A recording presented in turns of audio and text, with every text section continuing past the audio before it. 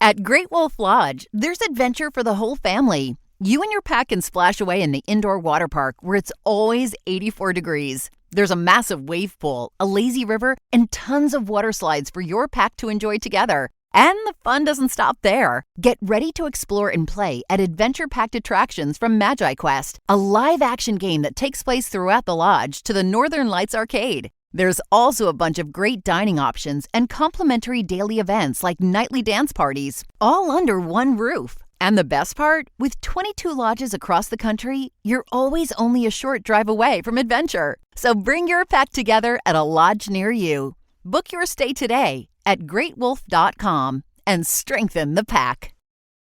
Catch the NBA playoffs on Sling TV, the most flexible live TV streaming service, putting consumers in control to watch games their way with flexible subscriptions. Want to catch one game or a full series on ESPN? Grab a 1, 3, or 7-day pass. If you want to catch as many games as possible, get a monthly subscription with our ABC, NBC, and ESPN combo package. Either way, Sling lets you watch the playoffs your way with no long-term contracts. Learn more at sling.com.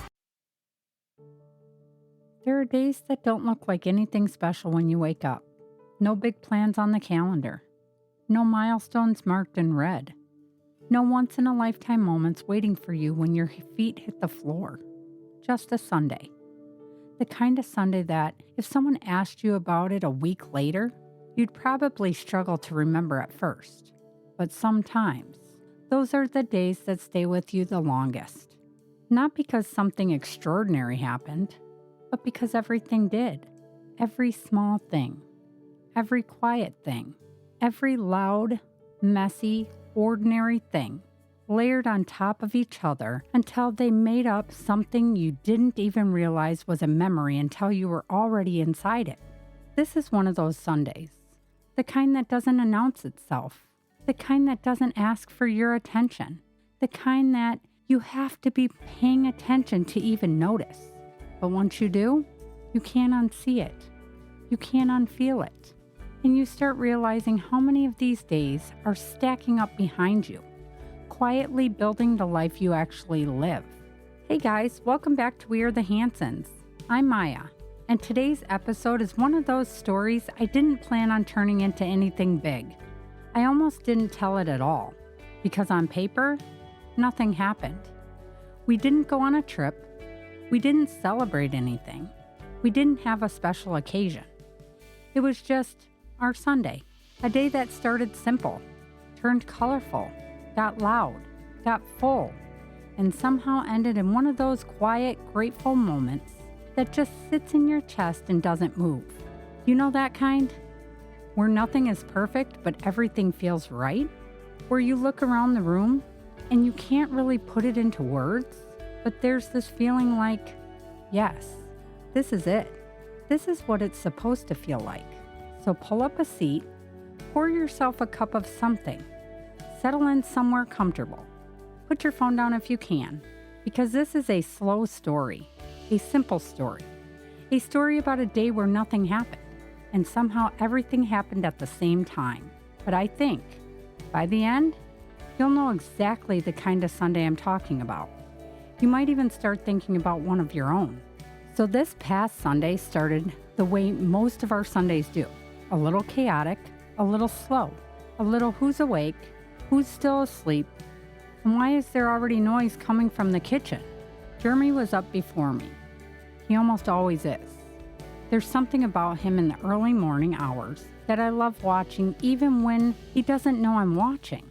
He moves like the day already has a plan. Steady, calm, just getting things done. I come out and the house has already had that quiet hum to it. The dishwasher running from the night before, coffee already going, a blanket folded on the back of the couch from someone who fell asleep there and didn't quite make it to bed. The kind of soft Sunday light coming through the kitchen window that you only get if you're up early enough to catch it. There's a particular smell to a Sunday morning in our house. It's coffee and laundry and whatever someone just opened the fridge for and didn't fully decide on. It's that little background sound of someone watching cartoons in the next room with the volume just a little too loud. It's a door closing somewhere down the hall that you can't quite identify. It's home. We had plans to head to the Route 66 art show that afternoon. And anytime you try to get this many people out of the house and into cars, it becomes an event in itself. Trust me. I was already running through the mental checklist before I even had my first sip of coffee. Did everyone eat? Does everyone have shoes on? Why is someone already asking for snacks when breakfast just ended? Who's missing? And then you start calling names. Annalyn, Torin, Maddie, Tristan, Gavin, Riley, Johnny, Logan, Kate, Connor, Haley, Matthew, Sammy, and somehow, even when everyone answers, it still feels like someone's missing. That's just our normal. That's the rhythm of a big family. You count heads twice. You assume nothing. You accept that someone is always in another room doing something you don't know about yet. There's something about loading up for something like this that I wish I could just film just once. Not to share, just to remember. Because the version in my head, years from now, is going to be way more polished than what it actually looked like. Doors opening and closing. People grabbing water bottles. Someone forgot their jacket. Someone's already back inside because they forgot something else. The dog is somewhere in the middle of it all, just convinced that she's coming too. Jeremy was standing by the door at one point with that look. You know that look. The one where he's not annoyed. He's not stressed. He's just kind of taking inventory on what's happening and quietly accepting that we will eventually get out the door. We made eye contact. And both of us just kind of laughed. Because we know. This is the part people don't see. The behind the scenes of let's go have a nice family day. It's never quiet. It's never smooth. There's always a delay. But that's the part that's actually the day, not the destination. The whole thing. The hunting for the missing shoe. The wait, did somebody grab the diaper bag? The kid who appears in the entryway in an outfit you didn't approve and don't have time to argue about. The other kid who is somehow already too hot, even though we haven't left. The husband who is just standing there with his keys in his hand, completely at peace. Because he's done this so many times, he knows it'll work out. Eventually it does. It always does. And eventually, we were in the cars. Doors closed, seatbelts on, music going, heading towards something we didn't know we'd remember. And then we got there, and everything shifted. You step out of the car and immediately you can feel it. That energy. There's music in the distance, somebody playing acoustic, probably set up under a tent somewhere we hadn't seen yet. People talking, laughter, the hum of something creative happening all around you. It's one of those spaces where you don't have to try to enjoy yourself. It just happens. The kids scattered a little at first, like they always do. Everyone wanted to see something different. Some went ahead with the excited, almost running pace. Some hung back, taking their time. Some were immediately drawn to the first booth they saw and stopped dead in their tracks. You learn with a big family that you can't herd everybody to the same thing at the same time. You don't even try. You just do a quick head count. You make sure that the older ones know who they're keeping an eye on. You point to a meeting spot, and then you let go. Because if you spend the whole day trying to keep everybody together, you don't actually get to be there yourself, and then you miss the day. So you breathe. You loosen the grip. You trust them.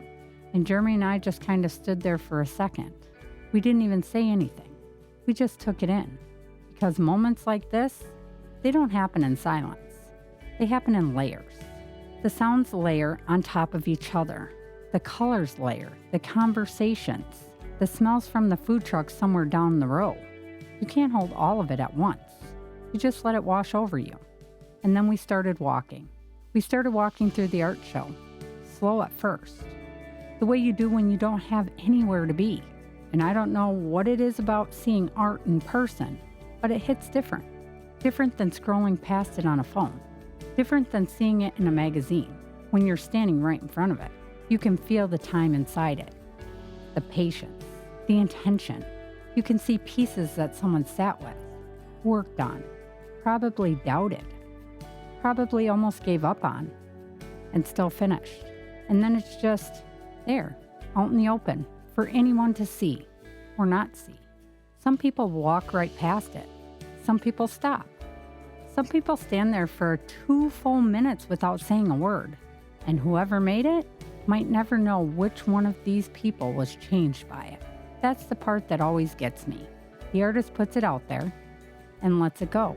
There's a kind of bravery in that, and I don't think we talk about it enough, because making something is one thing. Sharing it is another. Standing next to it while strangers walk by, some of them noticing, some of them not. That's a whole different kind of courage. I caught myself watching one of the artists at one point. Not the art. Her. Just sitting on her folding chair, watching people walk past, watching them stop, watching them not stop. And I thought about how much of her life was probably folded up into those pieces hanging around her. How many late nights? How many rough drafts? How many times she probably told herself, this is the one, and then changed her mind 2 days later. And here she was, on a Sunday, in a parking lot, hoping somebody would see what she saw when she made it. That's beautiful to me. That's brave. And then we came across the robot art. I'm not even sure how to describe it without you seeing it. I'm here on the job site with Dale, who's a framing contractor. Hey, good morning. Dale traded up to Geico Commercial Auto Insurance for all his business vehicles. We're here where he needs us most. Yep, they sure are. We make it easy for him to save on all his insurance needs, all in one place, with coverage that fits his business and bottom line. Oh, I shouldn't have looked down. It's all right. We're so far up here. Look at me. Take a deep breath. No, I'm good. So good. Get a commercial auto insurance quote today at geico.com and see how much you could save. It feels good to Geico. But the second we turned that corner, it grabbed everyone. It was bold, different, creative in the way that made you stop and look longer than you expected to. The kind of art where the kids lean in, where someone says, wait, look at this. And suddenly everyone gathered around the same booth. All of us standing too close together, all of us pointing at different parts, talking over each other, seeing different details. Look at the eyes. Look at how they did the hands. That's made out of what? I just stood there for a second, watching them take it in. Because it wasn't just about the art. It was about what it did. It brought people together. It sparked something. It made the kids who don't always slow down.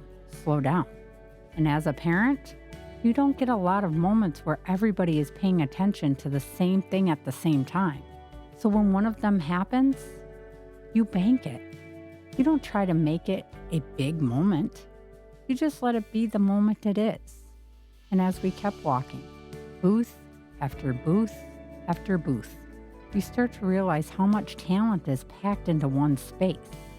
Paintings, sculptures, handmade pieces, jewelry, wood-burned signs, ceramics, photography, things that don't even fit into a category. And every single one had a story behind it. You could tell which pieces took hours, which ones took days, which ones probably took months. There was one woman painting in the back of her booth, actually painting right there in front of everybody. And I stood there longer than I meant to, just watching her hand move. She wasn't performing for anyone. She was just working, like the crowd wasn't even there. And I started appreciating it all in a different way, because it wasn't just something pretty hanging on a wall. It was something personal. Somebody's hours, somebody's frustration, somebody's try again, somebody's quiet little victory the day they finally got it right. That's what you're really walking past, not just art, lives.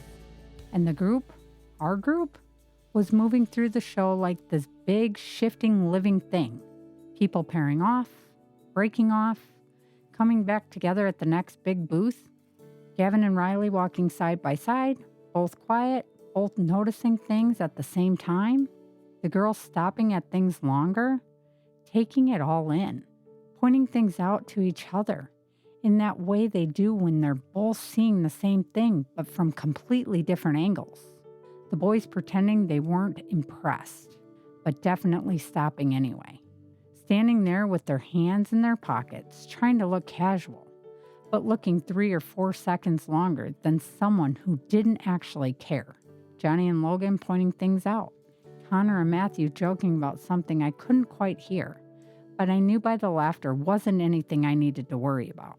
Sammy trying to keep up with everything, determined not to miss whatever the older kids were looking at.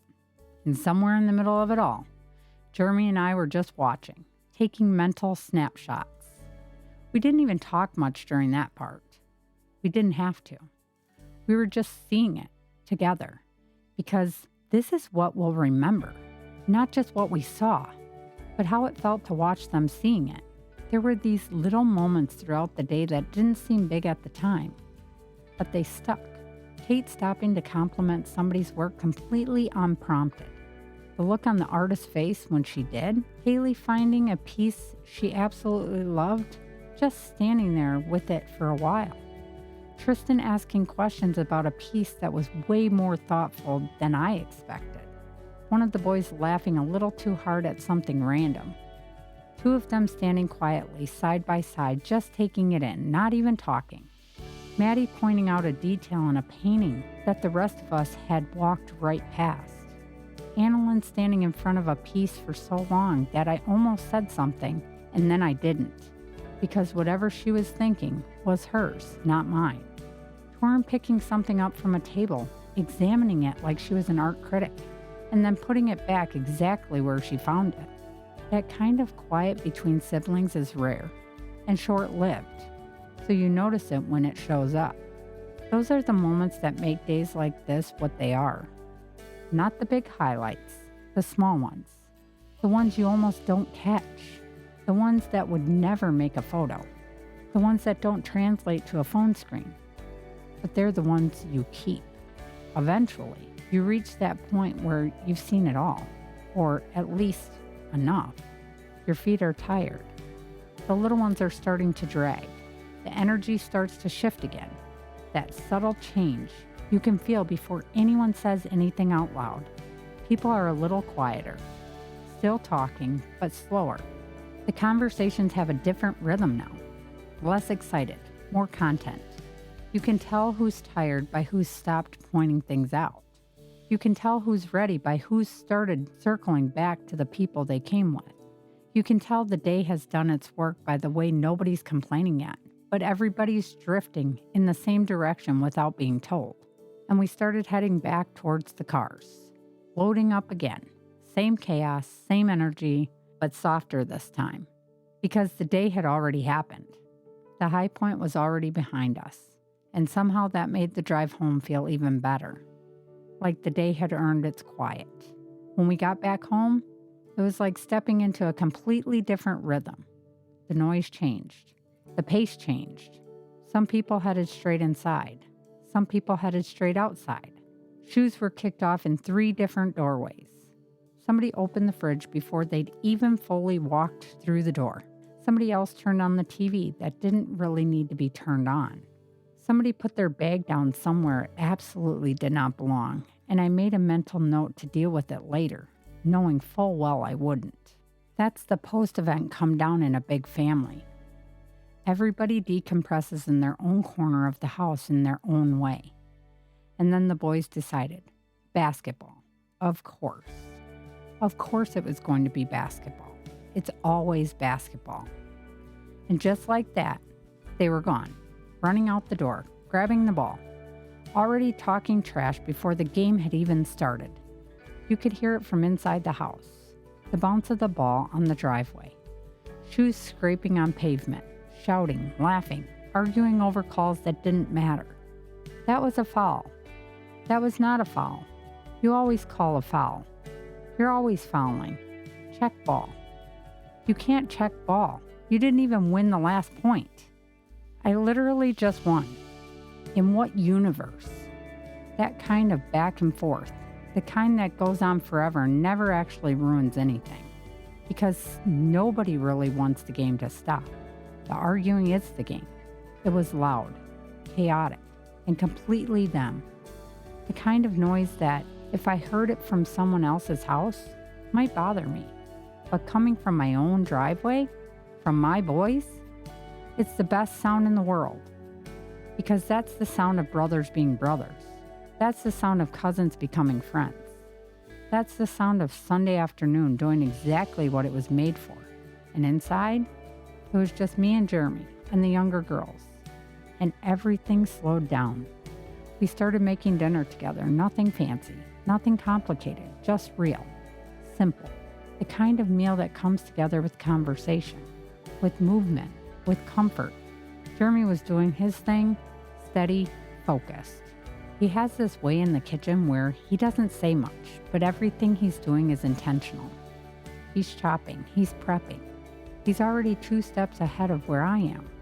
I don't even have to ask for the cutting board. It just appears. I don't have to ask him to grab the olive oil. It's already on the counter. He's the kind of partner in the kitchen, the kind that knows the next move before you've made the current one. I was moving between things, checking on the girls, helping where needed, stirring something on the stove, and then walking away from it because I trusted that nothing was going to burn yet. We were talking, but not about anything important. Little things. Something one of the kids said earlier. Something funny we noticed at the art show. A thought that didn't really go anywhere, but neither of us minded. That's one of the best parts of being married for a while. You don't always need the conversation to be about something. Sometimes you're just keeping each other company in the room. That's enough. There's something about cooking together that feels grounding. After a full day like that, it brings everything back in, like the day had been spread out wide, and now it was being gathered back into the center. And I want to share this recipe with you because honestly, this is a good one. It's the kind of dinner I make on Sundays sometimes when I want everybody fed without losing my mind. I call it Sunday sheet pan chicken. It's a 1-pan dinner. It's forgiving. It feeds a crowd. And it tastes like something you put a lot more effort into than you actually did. Here's how it goes. You take a big sheet pan. I use the biggest one I own because we feed an army. Chicken thighs, bone in, skin on, if you can get them. The flavor of those is just better. You lay them out across the pan. Then you add baby potatoes, halved, not whole. Carrots peeled and cut into thick chunks. A whole onion sliced into wedges. A few whole garlic cloves just dropped right in there. You drizzle everything generously with olive oil. Then you season. Salt, pepper, smoked paprika. That's the one that makes the whole thing taste like a sundae. Garlic powder, a little dried thyme, a little dried rosemary. You toss everything together right on the pan with your hands until it's all coated. Then you tuck a few lemon slices in between the chicken thighs. That's the secret. The lemon roasts down and gives everything this brightness that cuts through all the richness. Bake it at 400 degrees for about 45 minutes until the chicken skin is crispy and the potatoes are golden brown on the bottom. That's it. That's the whole thing. When it comes out of the oven, the smell of it fills the entire house. Roasted garlic, lemon, smoky paprika, crispy chicken. It's the kind of smell that travels around the corner, down the hall, and out the back door even. It's the kind of smell that makes the boys come in from the driveway without even having to call them. That's how you know it worked. The other thing I love about this dinner is the leftovers. If you make extra, and we always do, you can pull the chicken off the bone the next day, throw it on top of a salad, or shred it into a wrap. And the second day version is almost as good as the first. That's a Sunday meal that keeps giving you Sundays. The younger girls were right there with us through all of it. Talking, helping, laughing, asking questions, wanting to help be part of it. Can I stir? What's that? Why does it smell like that? Can I taste? And you realize, this is just as important as everything else we did today. This moment right here. It's not big. It's not loud. It's not the kind of thing that would make a highlight reel, but it's full. Because they're learning something they don't even know they're learning. How a kitchen feels when it's calm. How a meal comes together. How a mom and dad work side by side without having to say much. That's the stuff that becomes their normal. That's the stuff that becomes how they remember home. Years from now, when they're standing in their own kitchens, they're going to do something. They won't even know why. And it'll be because of a Sunday like this one. Maybe the way they hold their wooden spoon. Maybe the way they stand next to somebody they love and don't need to fill the silence. Maybe the way they trust that the food will turn out even when the kitchen is a little chaotic. That's not something you teach with words. That's something they absorb. We don't always get to see them absorb it, but we get to do it in front of them. That counts for something. That counts for a lot, actually. And I had this moment, standing there in the kitchen, listening to the boys outside, watching the girls inside, Jeremy right there next to me. And I just thought, this is it. This is the balance. The loud and quiet. The chaos and the calm. The together and the separate. All happening at the same time. Different rooms, different rhythms. Different versions of the same family. All running on the same heartbeat somehow. And nobody's planned this. Nobody scheduled it. It just happened. This is the thing about a real Sunday. You can't manufacture this. You can only show up to it. You can only be present enough to notice it. And the older I get, the more I think that's the actual job. Not the planning. Not the scheduling. Not the constant orchestrating that big family life can turn into. The noticing. The noticing is the thing. Eventually, everyone came back in. The boys came in sweaty, loud, just talking about the game like it was the championship of the world. Did you see that shot? That was a good shot. It was a great shot. You're the only one who thinks that. The girls were already setting things on the table. The smell from the oven had already done half the work of bringing everybody in. And then we all sat down, together. And that's when it hit you again. How full the table is. Not just with food, but with people, with energy, with stories from the day.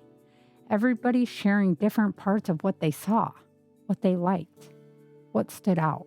Somebody bringing up the robot art. Somebody bringing up the basketball play that nobody else was there for, but they were going to hear about it anyway. Somebody asking somebody else to pass something for the third time. 2 conversations going at once. 3, 4. It all overlaps, but somehow it makes sense. It always makes sense at our table. Somebody asks somebody else what they liked best from the day. Somebody else interrupts to say they liked it best. Somebody under 10 years old has a very strong opinion about what a particular piece of art looked like and is being absolutely steamrolled by it. Somebody is reaching across the table for bread without saying excuse me, and I'm letting it go because I'm tired and the food is good and I'm not picking battles tonight. Jeremy is at the head of the table just kind of taking it in. He doesn't talk a lot at dinner. He listens. He'll throw out one timeline that gets everybody laughing and then go right back to his plate. That's his rhythm. I love watching him at dinner. I love watching all of them because 13 kids at the table is a lot. But on a Sunday like this one, after a day like that one, it doesn't feel like a lot. It feels exactly right. And I think that's what made the day so special. It wasn't planned to be anything big. It wasn't a holiday. It wasn't an event we built up for weeks. It was just a Sunday, but it had everything. Creativity, connection, movement, stillness, family. It had art and noise and quiet. It had crispy chicken and roasted lemon and the smell of olive oil and rosemary. It had a basketball game that nobody won and nobody lost because nobody was actually keeping score. It had 13 names called from the front door. It had a husband who didn't have to say much to be the steadiest person in the room. It had little hands stirring pots they could barely reach. It had the kind of full table you don't get every night, even when you live like this. It had everything. And those are the days I think we forget to appreciate sometimes because we're always waiting for big moments, the big milestones, the trips, the vacations, the events that feel important enough to remember. But this is what builds a life. Days like this, moments like this, the Sundays that don't make the calendar, the ones that don't get a name, the ones that just happen because you showed up to them. When I'm older, when the kids are grown, when this house is quieter than I can even imagine right now, these are the days I'm going to be reaching for. Not the ones with the cake and candles, the ones where everybody was just home. I'll remember the basketball game I never watched, but I heard the whole time. The smell of the chicken in the oven. The way the girls stood up on their tiptoes to see what was happening on the stove. The way Jeremy looked at me from across the kitchen when neither of us said anything. The way the table sounded when everybody finally sat down. The way the day ended with no big announcement, no big finale, just a slow, full quiet. That's what I'll remember. Not the year, not the date, the feeling. So if you're listening to this, take a second to think about your last normal day, the one you didn't think twice about, the one that didn't seem worth remembering. There was probably something in it that mattered more than you realized. A look somebody gave you, a laugh you didn't write down, a meal somebody just happened to be at the table for, a small thing that, years from now, you'd give anything to have one more time, a Sunday that didn't seem like much, a meal nobody planned a whole week around, a drive home where somebody was a little tired and a little quiet and nobody was fighting, a sound from the next room that meant your kids were still under your roof, a husband or a wife or a sibling or a parent or a friend who just happened to be there. Don't wait for the big moments to be the only ones you let yourself love. Love the small ones. Love the Sundays. Love the quiet ones. Love the loud ones. Love them while they're happening, because sometimes the most ordinary days are the ones that stay with you forever. Thanks for being here with us. This is We Are the Hansons, and we'll see you next time.